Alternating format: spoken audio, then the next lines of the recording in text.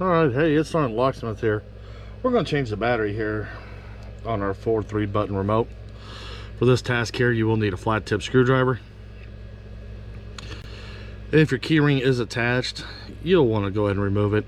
It gives less chance of damaging the remote, and it makes it a heck of a lot easier doing it. If you follow your seam, you'll see there's an indentation that sits down farther.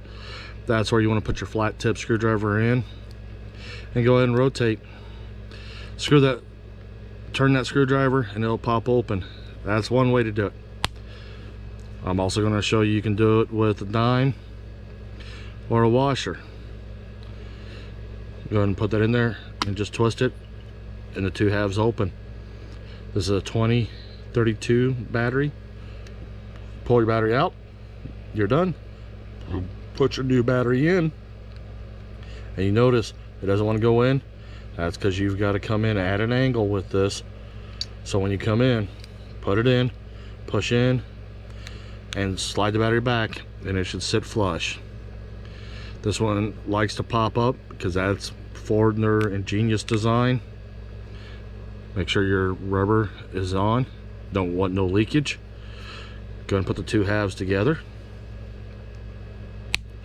and just go and squeeze it.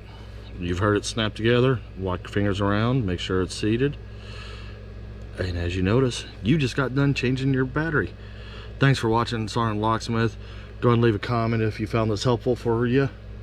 Hit that subscribe button. We'll be posting videos, and thanks again for watching.